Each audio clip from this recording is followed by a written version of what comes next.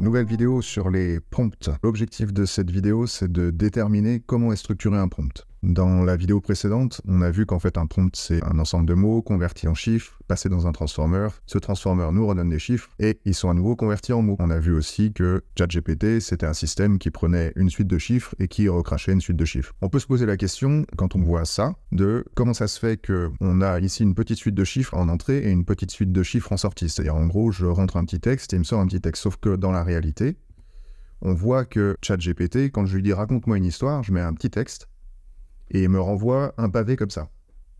Donc on peut se poser la question de comment est-ce que c'est possible. Le fonctionnement est assez simple, en fait, il y a beaucoup d'astuces. Donc la première astuce, c'est qu'au début et à la fin de la phrase sont rajoutés deux tags, deux éléments de balise.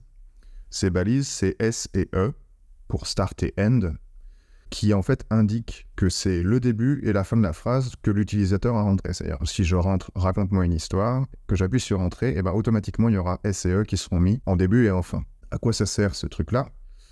En fait, en réalité, quand on appuie sur « Entrée » et qu'on envoie notre message à ChatGPT, il y a un tableau immense qui est envoyé. Dans ce tableau-là, on a des balises qui permettent de positionner notre phrase dans cet ensemble de cases. Et donc, on a toujours le même principe, c'est-à-dire que chaque mot est converti en chiffres. D'ailleurs, même les espaces, un espace, ça correspond à un symbole, à un signe pour un transformer. Donc, l'espace, c'est un chiffre aussi, au même titre qu'un mot ou une portion de mot. Et donc, chacun des éléments est comme ça converti. On a aussi, évidemment, les balises qui sont converties, puisque le système ne mange que des chiffres. Et donc, on a ici des chiffres spécifiques, par exemple 0 et 99, qui sont nos balises de début et de fin. Et au milieu, on a des chiffres qui correspondent à la phrase qu'on a rentrée. Ensuite, on a des balises P pour pad, autrement dit, bouchage de trous. C'est des cases dans lesquelles on ne sait pas quoi mettre. Et du coup, on met cette balise P pour dire, ok, il n'y a rien là-dedans, mais on est au courant. Et en fait, on va considérer, pourquoi pas, que c'est la valeur -1. Ce qui fait que si on regarde bien, quand j'appuie sur Entrée depuis ChatGPT, j'ai un message qui commence par une balise de début, un contenu qui correspond à la phrase de l'utilisateur qui a été convertie en chiffre, donc, et à la fin de la phrase de l'utilisateur, j'ai une balise particulière, un chiffre particulier, en l'occurrence 99 ici. Et ensuite, pour finir de remplir toutes les cases du tableau, j'ai -1, pad. Une fois que ça c'est fait, ce tas de chiffres rentre dans ChatGPT et donc on a ChatGPT qui nous recrache un tas de chiffres aussi. Donc on voit bien que le tableau de gauche, c'est celui de l'utilisateur, celui qui est envoyé quand on appuie sur Entrée depuis ChatGPT. Lui, il est rempli un tout petit peu avec notre petite phrase. Il aurait le potentiel d'être rempli beaucoup plus, sauf qu'on a simplement écrit une petite phrase. ChatGPT nous renvoie un tableau bien plus rempli, d'accord, avec des valeurs, et ces valeurs sont ensuite converties en mots. On retrouve donc ici les balises de début et de fin, avec les chiffres qui sont convertis en mots, en espaces, en ponctuation, etc. On retrouve bien ici une phrase à gauche et à droite avec leurs balises respectives. Et puis en fait, si on enlève ça, ça y est, on a l'illusion de ChatGPT, c'est-à-dire qu'on se rend compte de rien, mais en fait c'est ça qui s'est passé.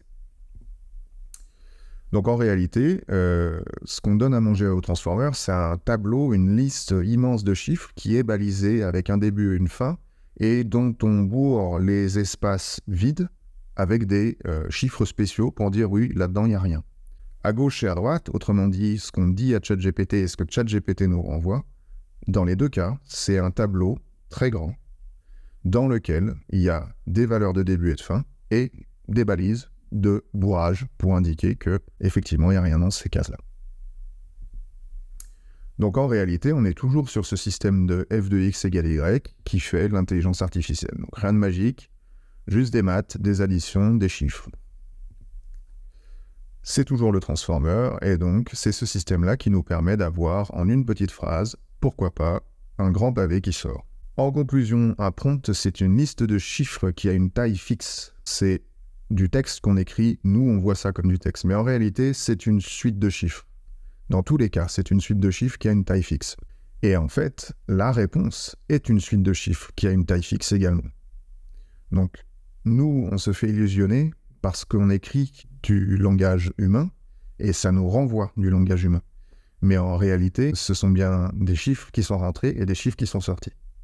C'est une grande partie de l'explication du fait que ChatGPT parfois dise n'importe quoi ou hallucine, alors qu'en fait, il n'y a pas d'hallucination ni de fait de dire n'importe quoi, il y a simplement un tas de chiffres qui est rentré dans un système et un tas de chiffres qui en sort. C'est tout. Il n'y a pas de logique, il n'y a pas de compréhension de la langue, rien de tout ça, un tas de chiffres.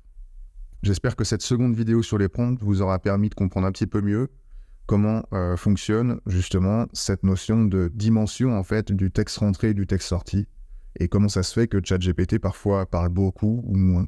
N'hésitez pas à partager ou à liker cette série de vidéos sur les prompts.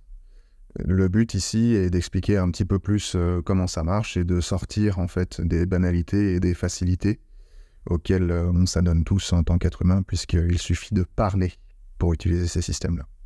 Merci, ciao.